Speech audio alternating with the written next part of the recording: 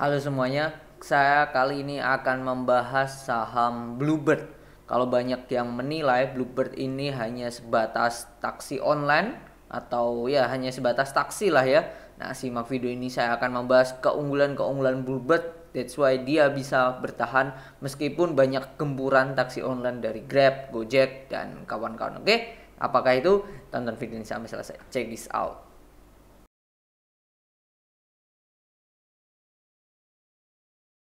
Saya tag video ini tanggal 19 Januari 2024 jam 9.24. Kondisinya Bluebird kode saham Bird berada di harga 1845, naik 10 dibandingkan closing hari Kamis 18 Januari. Dan kalau kita lihat ya, case statistiknya labanya cukup oke, bahkan ya sampai kuartal ketiga. Kalau kita lihat di laporan keuangan Bluebird, labanya secara net profit perusahaan ini mengalami kenaikan yang lumayan signifikan. Sebelumnya tahun lalu kuartal ketiga itu 260 miliar. Sekarang 367. Jadi ada kenaikan yang signifikan di labanya. Naiknya itu senilai 367.429 kurangi 260.627. Naiknya 106 juta. Miliar. Atau senilai kenaikannya 40%. Luar biasa ya, kenaikannya 40%.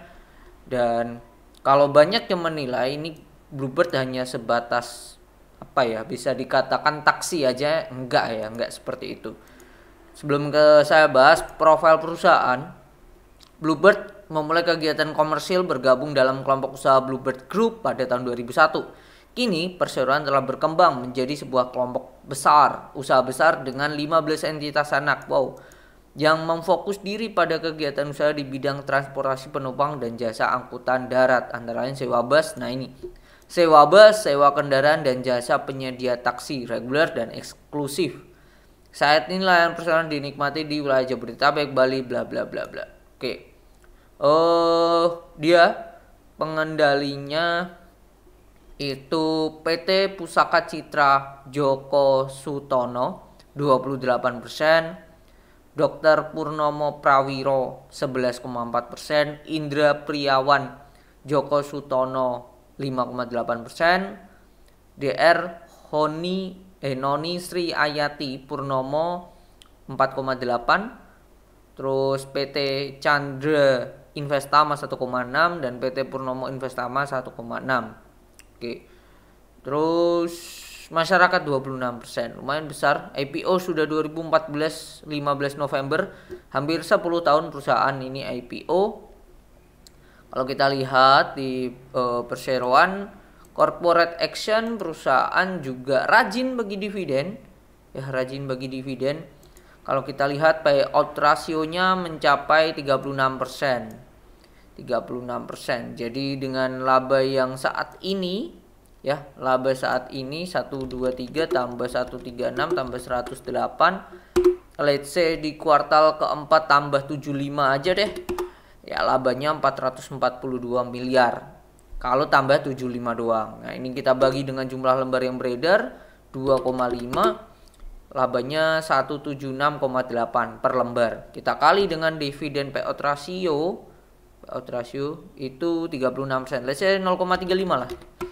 61 minim mereka akan membagikan dividen 61. Menurut saya 61 itu sangatlah worth it lah. Sangatlah mungkin banget ya. Nah, ini kemarin aja 72, harusnya bisa lebih dari itu karena labanya luar biasa. Dan kita pakai asumsi kuartal 4 hanya 75 miliar doang. Kalau sama dengan ini 98 ya harusnya lebih labanya. Ya potensinya lebih kalau menurut saya. PBV 0,85 oke, which is good. PI-nya masih di 9 ya, rata-rata masih di bawah semuanya. Oke, kalau berdasarkan Stockbit harga wajarnya di 4,7 triliun, sekarang 4,6, tipis-tipis. Ya udah harga wajarnya memang.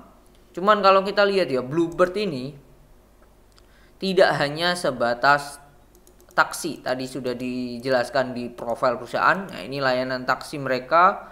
Ya, taksi reguler dan juga taksi yang eksklusif. Nah, ini Nah, ini bahkan mereka ada fitur lain taksi Bluebird, taksi reguler dengan mobil Mobilio, Transmover sama Limo. Lalu Silverbird, Bluebird dan taksi ramah lingkungan, Bluebird ya. Terus ini Bluebird juga dan Tesla. Ini ada juga eksekutif sudah. Lalu kalau yang ini tersedia di aplikasi ya, yang reguler. Kalau yang taksi ramah lingkungan bisa dipesan lewat telepon ya, bisa dipesan lewat telepon. Lalu yang taksi Life Care, nah ini bisa dipesan juga lewat telepon, yaitu ya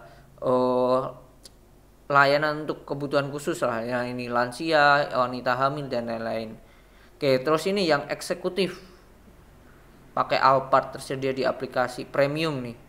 Ini lebih premium, jelas, lebih namanya aja lebih premium, lebih bagus lah. Selain itu mereka juga ada sewa mobil.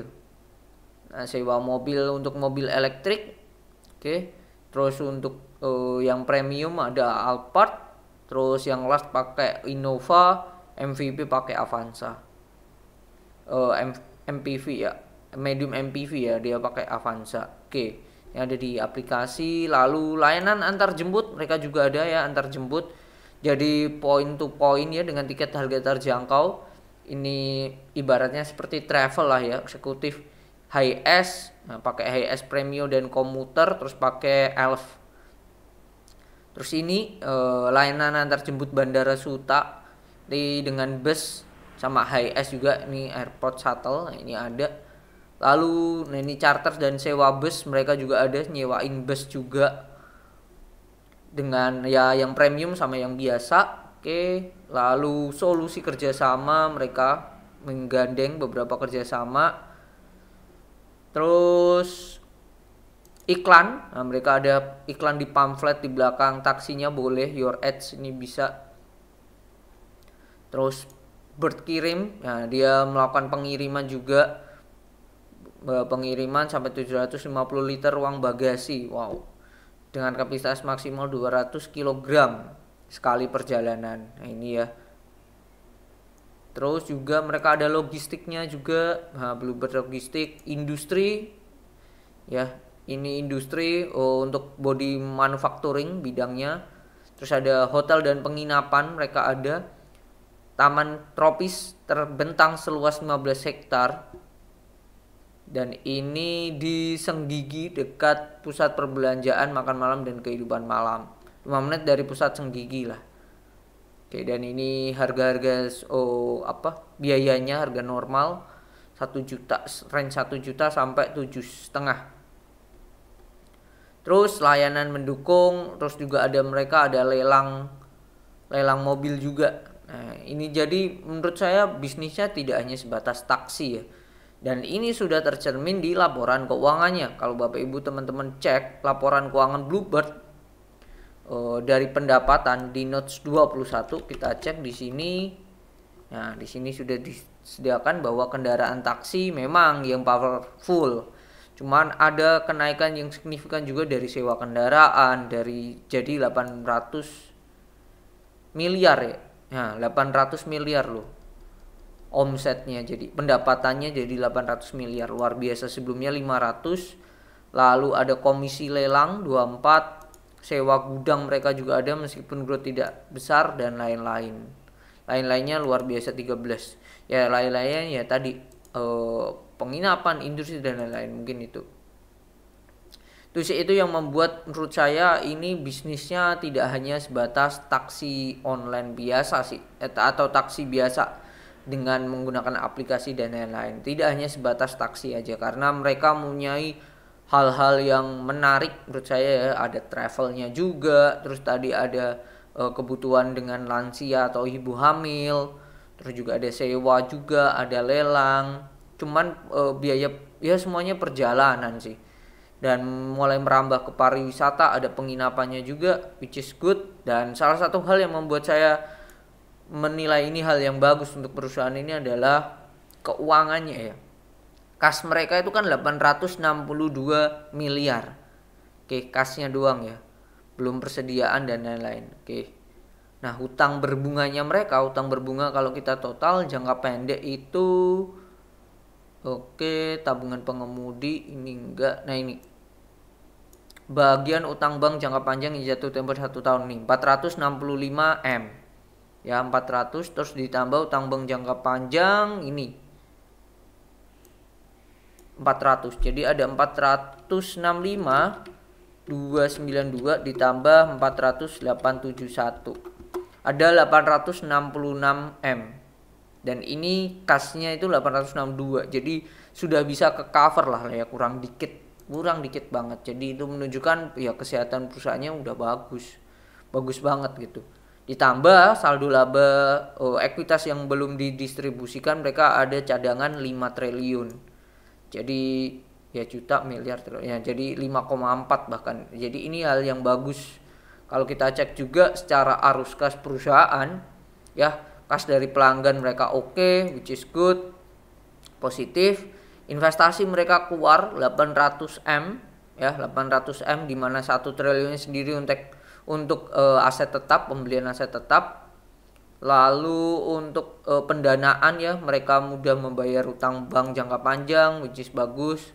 Terus dapat mereka hutang lagi 400, jadi masih oke lah ya. Secara nominal refinancing masih positif lah ya menurut saya ya, tidak terlalu besar. Jadi itulah hal-hal yang menarik. Nah, secara teknikal Bird-nya sendiri kalau kita cek Bird secara teknikal.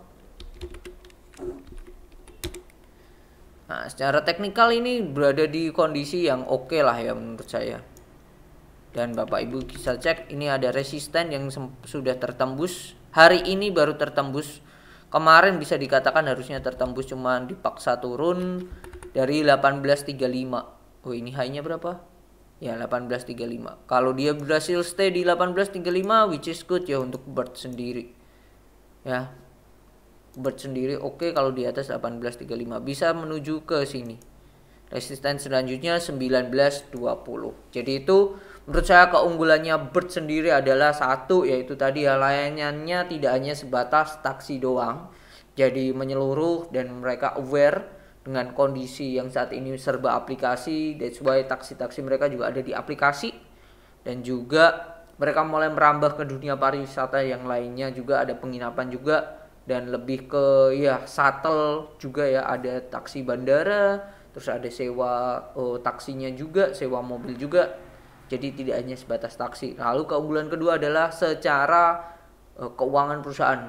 Ini hal yang bagus ya. Ini hal yang bagus, dan menurut saya kalau saya disuruh milih ya daripada Gojek, yang saya lebih milih Bluebird aja. Secara persaingan antar transportasi ya, mode transportasi saya lebih prefer Bluebird dibandingkan Gojek. Nah, cuman Gojek kita kan kemarin sempat disuntik TikTok Shop ya, yang masuk ke Tokopedia. Nah, nanti kita lihat ya perkembangan Gotonya seperti apa. Oke, mungkin itu yang bisa saya ulas tentang keunggulan dari Bird. Semoga bermanfaat. Jika kalau ada view lain atau insight lain tentang Bluebird, bisa tulis di kolom komentar. Oke, semoga bermanfaat dan semoga Bapak Ibu teman-teman sehat selalu.